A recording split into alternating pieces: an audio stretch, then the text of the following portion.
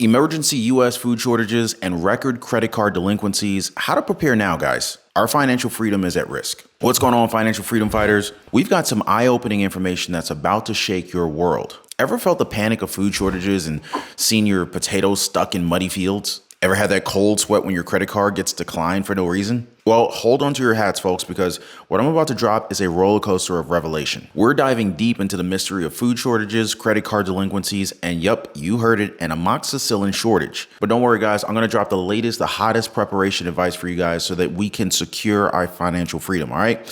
Have you been wondering about the BRICS refusing the mighty dollar and the looming shadows of student loan payments? Curious about how the retailers are facing the music with the whole credit card delinquency deal? You heard what's going on with Macy's, right? Well, brace yourselves, guys, because I'm gonna go ahead and peel back the layers of inflation, living expenses, cost of living, and how all of this is spiraling into the perfect storm. And hey, don't forget to hit the like button for the video and hit that notification bell so you don't miss out on future videos, all right? And comment down below, what are you guys doing to prepare yourselves financially, especially for the days ahead? Remember, guys, we're in this together. So let's go ahead and dive in, all right?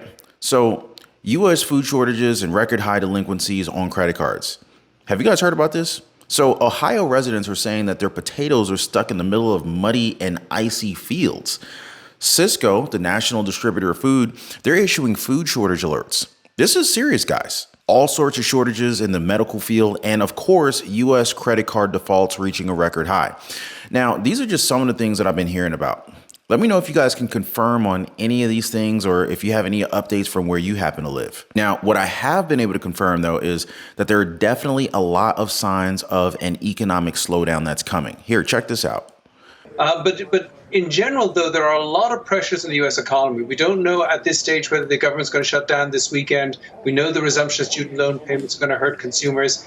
We're looking at the highest 30-year fixed-rate mortgage rates since the year 2000, slowing down the housing market and making it more difficult for consumers. So we can see a slowdown coming. There are a lot of signs that the economy is going to grow more slowly.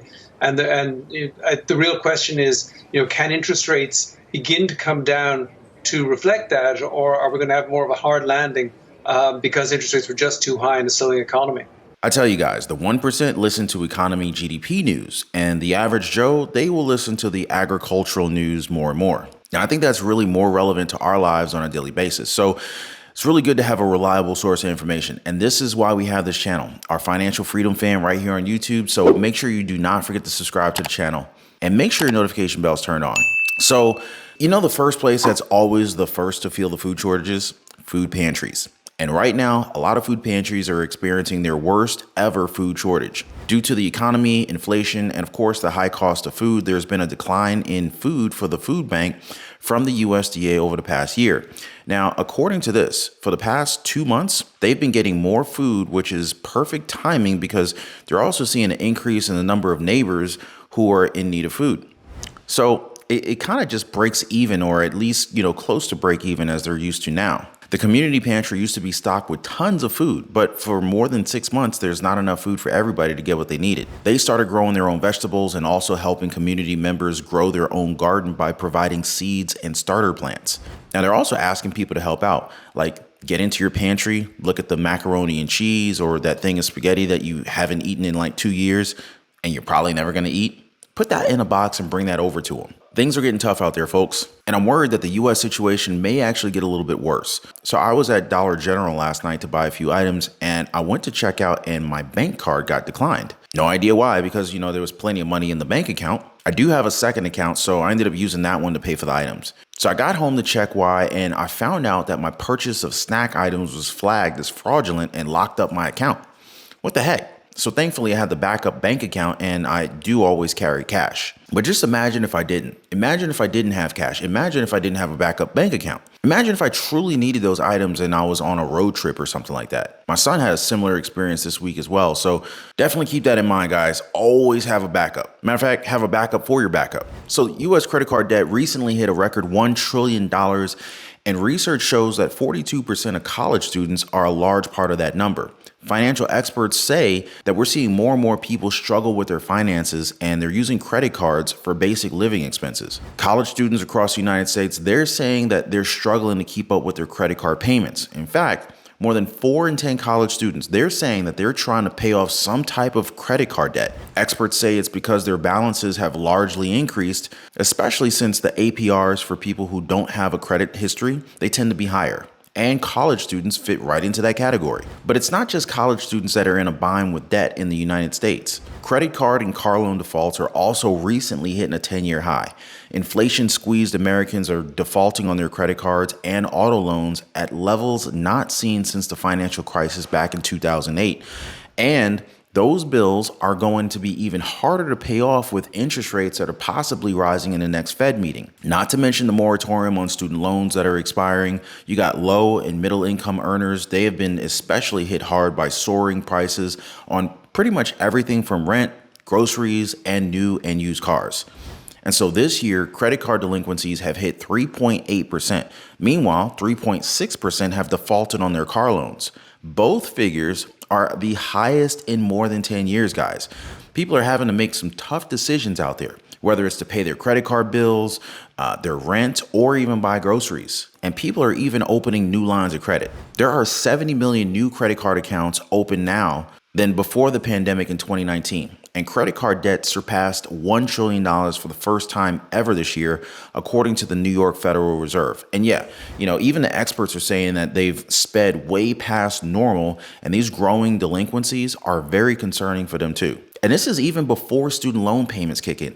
Not to mention, you got the holiday season, which is upon us. Industry experts are concerned that consumers will rack up even more debt on top of their rising energy bills, particularly as the cold weather kicks in and the cost of heating homes ratchets up. You know what I'm saying? Those gas bills are always way higher in the colder months. Then we got retailers like Macy's, Kohl's, and Nordstrom. They have also called out rising delinquency rates among their customers who have private label store credit cards. Macy's acknowledged that its store credit card delinquency rates were rising faster than expected. Other retailers like Foot Locker have blamed disappointing financial results on consumer softness. And about those student loan payments, estimates say they're about to drain about $8 billion a month from customers, and spending will start contracting early next year.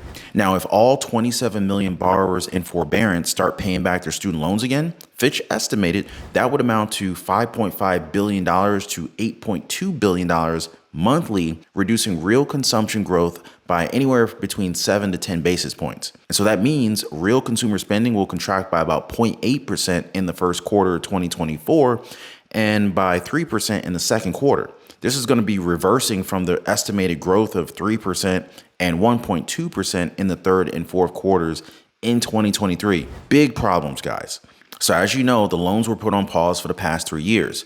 The Biden administration has offered a repayment plan that will give some Americans $0 payments, but Fitch predicted that the student loan delinquency rates would probably climb toward pre-pandemic levels very quickly come October. Oh yeah, October is going to be a big, busy month. The resumption of student loan payments also comes at a time when 80% of excess savings accumulated during the pandemic have been expended. Meanwhile, other forms of debt are piling up. BRICS nations have also said that they're not going to be continuing to accept the US dollar. I can't really blame them for that. So how is the US going to pay for the oil, pharmaceuticals, and other necessities from China, India, Saudi Arabia, and all the other BRICS countries if they're going to be sucking all their money out of the US economy on top of all this? Or is everything just going to stop coming in? You don't really hear anybody in the government ever mention this. President Biden was worried about manufacturing chips here, but not medication, and he continues to shut down domestic oil production. Now, speaking of, amoxicillin is facing a record shortage. Heading into the 2023 flu season, the amoxicillin shortage here in the United States, it has been in effect for nearly a year.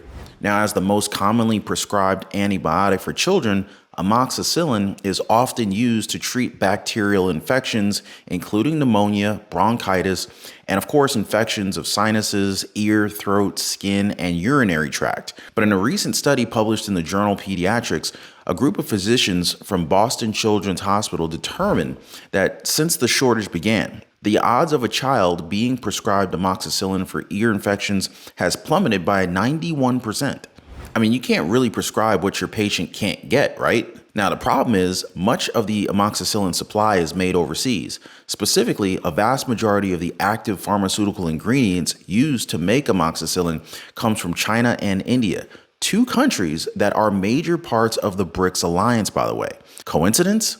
Well, I'm gonna let you guys answer that. Another related shortage is the lack of healthcare workers that we've been facing, and experts fear it's only gonna get worse. As the aging population's need for healthcare grows, retirement and burnout are both driving a lot of healthcare workers out of the field. So we've basically got yet another US crisis that shows no sign of stopping. And this covers a whole wide range of jobs. The Bureau of Labor Statistics projects that the country will face a shortage of 195,400 nurses by year 2031. And that the number of openings for home health aides and personal health aides will increase 37% by 2028. But shortage couldn't be felt more than among physicians. The country is expected to suffer a shortage of up to 124,000 physicians in the next 12 years. And that was 2019, before we got hit by the C-19 pandemic, which, by the way, I can assume probably burned through a lot of doctors and healthcare workers on its own. And according to the American Medical Association, when people don't have access to routine primary care and preventative services, they live sicker and they die younger. Honestly, makes sense though, right? Plus, with America's aging population, demand for physicians is just growing faster and faster. In fact, faster than supply can handle. In other words, the pool of people who need care is expanding more quickly than the ranks of the doctors who can actually treat them. See, there are about 55.8 million people aged 65 years old and older here in the United States. By 2034, they're predicting there will be 77 million. The number of licensed physicians in the country is also rising by almost 20% over the past decade. But that workforce is also getting older. In fact, almost half of the working physicians in the United States are 55 years old and older, and 35% of the physician workforce will reach retirement age within the next 5 years. So yeah, a lot of shortages right now, guys, and it looks like there's going to be even more on the horizon. It definitely pays to stay updated on the latest news so you guys, you and your family can prepare and stay safe. Appreciate you guys. Y'all be well out there.